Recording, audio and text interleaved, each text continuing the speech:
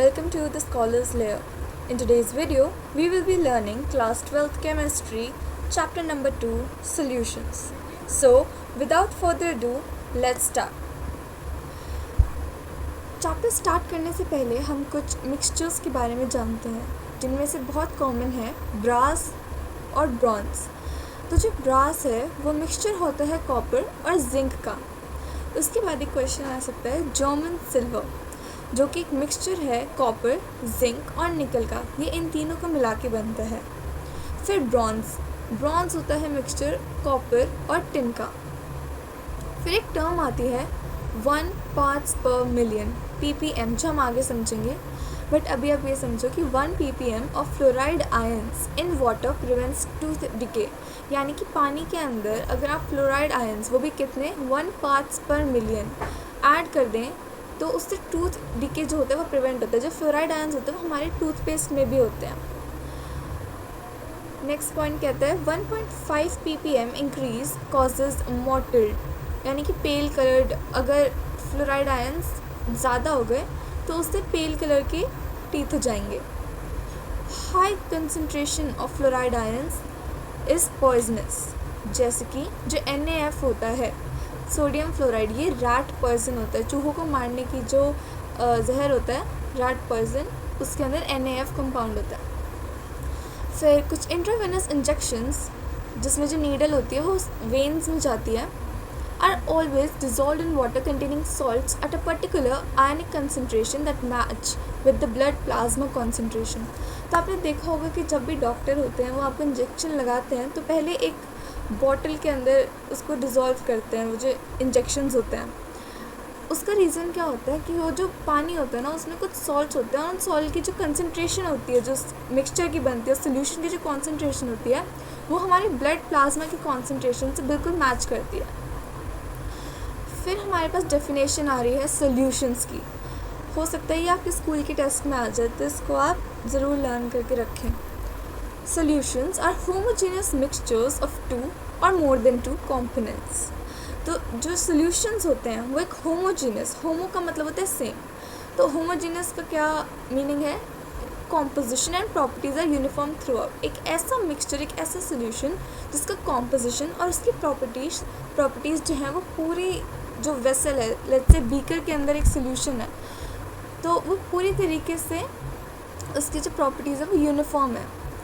और obviously solution के अंदर 2 पार्ट्स होते हैं, एक सॉल्वेंट का, एक सोल्यूट का। हो सकता है 2 से भी ज़्यादा कंपोनेंट्स हो, बट अभी हम बाइनरी सोल्यूशन की बात करेंगे तो उसमें हमारे पास सिर्फ 2 कंपोनेंट्स होते हैं, one is solvent and the other is solute.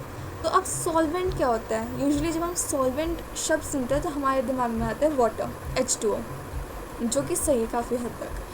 तो सॉल्वेंट असल में वो कंपोनेंट होता है जो ज़्यादा क्वांटिटी में होता है, और सोल्यूट वो होता है जो कम क्वांटिटी में होता है। लेकिन अगर मैं बोलूँ कि मैंने 1:1 रेशियो के अंदर वाटर ले लिया और वाटर के साथ साथ लेट्स से अल्कोहल ले लिया, तो अब दोनों में से सॉल्वेंट और सोल्यूट कौन सा है? फिर हम कहते हैं कि जो सॉल्वेंट है ना वो मोर कॉमन लिक्विड होता है, तो मोर कॉमन लिक्विड तो वाटर हुआ, ओके। फिर हम एक मेन पॉइंट पे आते हैं कि जो सॉल्वेंट होता है ना वो सोल्यूशन की डेंसिटी को कम करता है, और जो सोल्यूट होता है वो सोल्यूशन की डेंसिटी को इंक्रीज़ करता है। ये बहुत कॉमन चीज़ है, इसको समझो।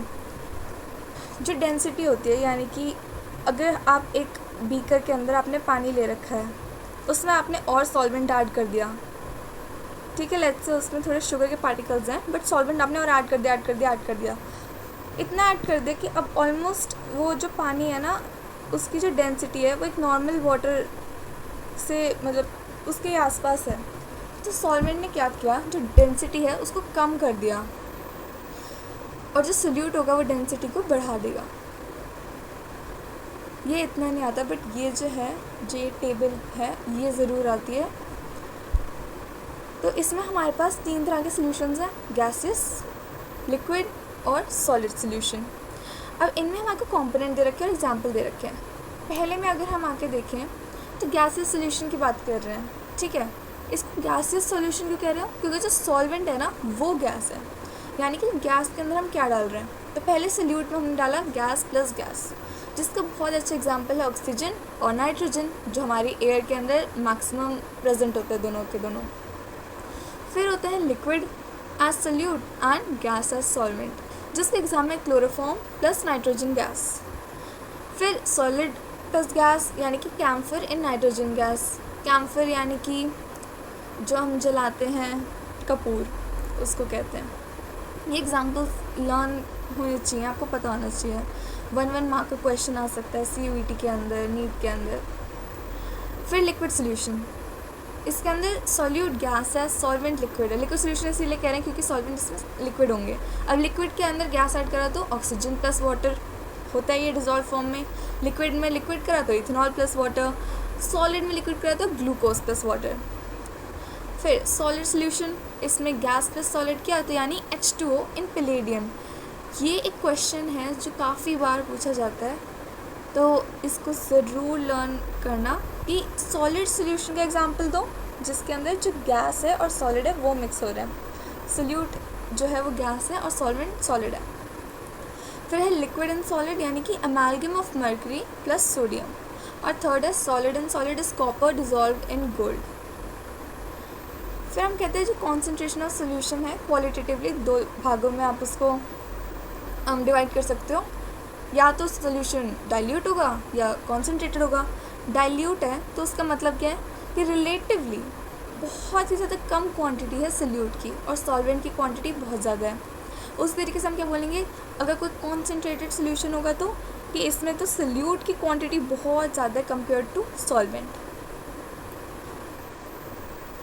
अब ये तो क्वालिटेटिवली था, क्वांटिटेटिवली भी हम इनको डिवाइड करते हैं। तो पहला हमारे पास तरीका होता है मास परसेंटेज का, जिसको आप वेट बाय वेट भी करते हो। परसेंटेज का साइन है तो इनटू 100। अब वेट बाय वेट का क्या मतलब है, जो W2 है ना वो है वेट ऑफ सॉल्यूट और अपॉन में W1 प्लस W2। W1 क्या है, वेट ऑफ सॉल्वेंट। तो बेसिकली हम ये कहना चाह रहे हैं कि the weight of solute upon weight of solvent plus weight of solute, that is the total weight of solution into में 100, यानी कि वेट ऑफ सोल्यूट अपॉन में total weight of the solution into में 100 आपको कह देते हैं मास परसेंटेज। और इसके यूजेस क्या है कि जो कमर्शियल ब्लीचिंग का सोल्यूशन होता है उसमें 3.62 mass percentage of sodium hypochloride होता है पानी के अंदर। नेक्स्ट है वॉल्यूम परसेंटेज, यानी कि volume of solute upon total volume of the solution into 100।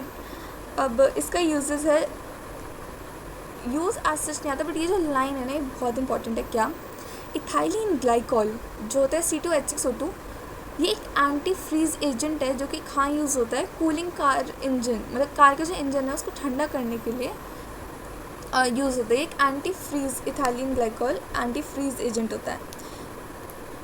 ये क्वेश्चन काफ़ी बार आता है। बेसिकली जो इथाइलिन ग्लाइकॉल होगा ना, एंटी फ्रीज का मतलब है कि वो उसको जमने नहीं देगा। नेक्स्ट है वेट बाय वॉल्यूम। इसमें क्या है, इसमें W2 is the weight of solute और अपॉन में जो V है ना ये है volume of the solution into 100, क्योंकि इसमें भी परसेंटेज होगा। इसका यूज़ होता है फार्मेसी में और मेडिसिन में। अब एक ये पॉइंट है कि अगर क्वेश्चन में आपको बोला गया है कहीं पर भी ऑस्मोटिक प्रेशर निकालने को, तो आप हमेशा वेट बाय वॉल्यूम यूज़ करना। नेक्स्ट फिर एक चीज़ और है कि अगर 10% H2SO4 लिखा है, हाइड्रोक्लोरिक एसिड लिखा है, तो इसका मतलब क्या है, 10 gram hydrochloric acid in 100 ml solution, यानी कि 100 ml सोल्यूशन के अंदर 10 ग्राम क्या है, H2SO4 है। फिर है वॉल्यूम बाय वेट, इसमें क्या है, volume of solute upon weight of the solution into 100।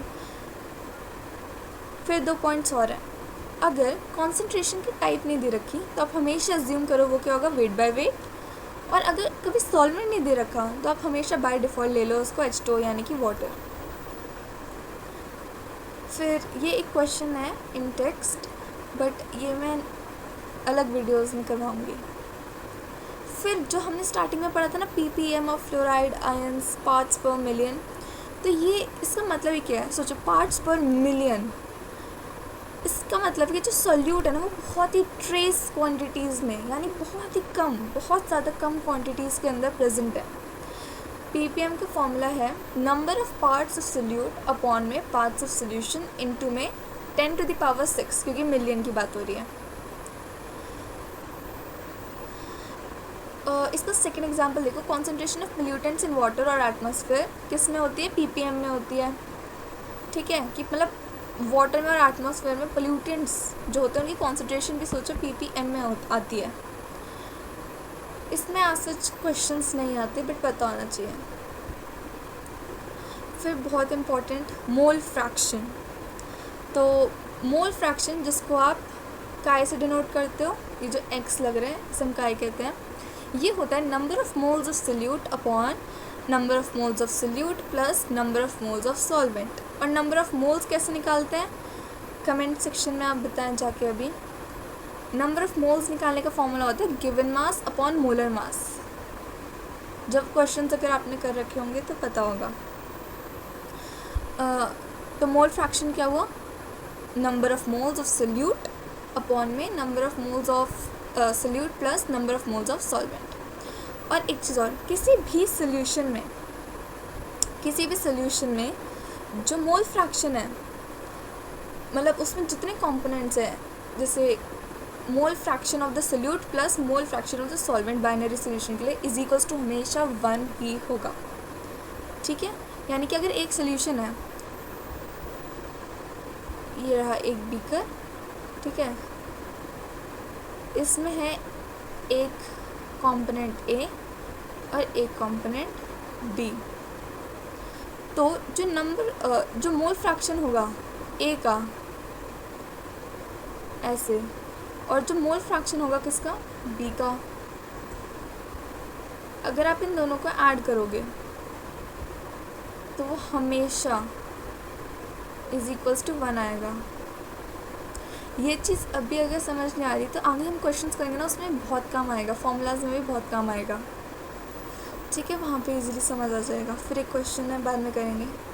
फिर आता है बहुत ही सबसे ज़्यादा important term, that is molarity, जिसको आप हमेशा ध्यान रखना कैपिटल M से डिनोट करना। ठीक है, अब मोलारिटी क्या होती है, number of moles of solute upon volume of the solution in litres. फिर से, number of moles of solute upon volume of the solution in litres, जिसका एक और फॉर्मूला हम इजीली ये वाला कह देते हैं कि मोलारिटी क्या है, गिवन मास, जो भी मास क्वेश्चन में गिवन होगा वो, या हो सकता है आपको निकालना हो वो गिवन मास, या तो मोलारिटी निकालनी होगी या गिवन मास निकालना होगा। मतलब गिवन मास निकालेंगे हम, इसे वेट ऑफ सोल्यूट कहेंगे, अपॉन में मोलर मास इनटू वी क्या है, वॉल्यूम ऑफ द सोल्यूशन है। अगर क्वेश्चन में ml में गिवन है तो आप ऊपर 1000 से मल्टीप्लाई कर दीजिए। ठीक है, नीट के क्वेश्चन के लिए शॉर्टकट है, molarity is equal to percentage में आपको गिवन होगी, इनटू में 10, इनटू में जो स्मॉल डी है वो होता है डेंसिटी, अपॉन में मोलर मास।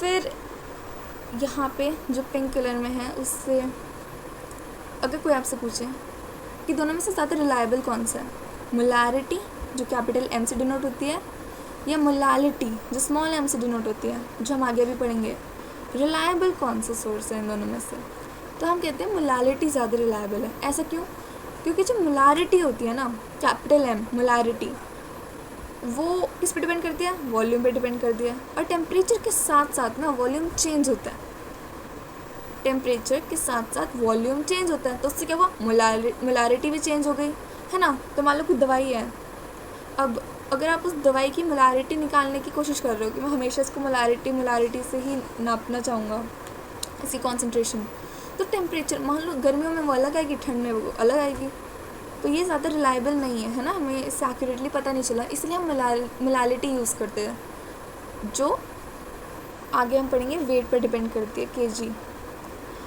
फिर ये दो इक्वेशंस हैं मोलारिटी की, पहली m1v1 is equals to m2v2 diluted, m1 molarity of one solution और v क्या है, volume of first solution, m2 molarity of second solution और v2 क्या है, वॉल्यूम ऑफ सेकंड सोल्यूशन। एक और है, वो है m1v1 plus m2v2 is equals to n3v1 plus v2। n3 क्या है, ये वो वाले नंबर ऑफ मोल्स होंगे जो क्वेश्चन में आपको नहीं दे रखे, आपको निकालने हैं, या हो सकता है दे रखे हो और आपको कुछ और निकालना हो M1 या M2 में से। ये होता है जब दो सॉल्यूशंस को आप मिक्स करते हो और फिर आपसे पूछा जाता है अच्छा तीसरे सॉल्यूशन के मोल्स बताओ, नंबर ऑफ मोल्स। फिर अभी हम ऊपर कह रहे थे मोलालिटी रिलायबल है, तो वो आ गई। मोलालिटी जिसको आप हमेशा स्मॉल m से डिनोट करोगे, ये होता है इसका formula number of moles of solute upon weight of the solvent in kgs। ऊपर क्या था, ऊपर वॉल्यूम था, और वॉल्यूम भी किसका था, सोल्यूशन का, लीटर्स में, ठीक है। ये बहुत बुरी है, नोट में लिख दिया। और अब क्या है मोलालिटी के अंदर, मोलालिटी कहती है number of moles of solute upon में weight of solvent, not the solution, solvent का वेट वो केजी में होना चाहिए। इसी वजह से हम कहेंगे, अब नंबर ऑफ मोल्स को कैसे लिख सकते हो, given mass upon molar mass लिख सकते हो ना, हाँ। इनटू में W1 वेट ऑफ सॉल्वेंट, अगर वो ग्राम में दे रखा है तो अपॉन मतलब ऊपर 1000 से मल्टीप्लाई कर दो। फिर ये रही बहुत इंपॉर्टेंट लाइन कि जो मास परसेंटेज होता है, जो ppm होता है, जो मोल फ्रैक्शन होता है और जो मोलालिटी होती है, ये इंडिपेंडेंट ऑफ टेम्परेचर होती है, ठीक है, क्योंकि इन सब में वॉल्यूम कहीं नहीं आ रहा। मोलारिटी एक फंक्शन है टेम्परेचर का, यानी कि जो मोलारिटी है वो टेम्परेचर डिपेंडेंट होती है। ये क्वेश्चन बहुत बार आता है, हर बार आता है, ठीक है। मोलारिटी क्योंकि वॉल्यूम के साथ साथ चेंज होती है और वॉल्यूम टेम्परेचर के साथ साथ चेंज होता है, यानी मोलारिटी भी टेम्परेचर के साथ साथ चेंज होती है, और क्योंकि वो साथ साथ चेंज होती है वो टेम्परेचर के डिपेंडेंट होती है। टेम्परेचर बढ़ने से मोलारिटी में फ़र्क आता है, लेकिन टेम्परेचर के बढ़ने से या कम होने से molality, mole fraction, ppm, mass percentage पे कोई फ़र्क नहीं पड़ता।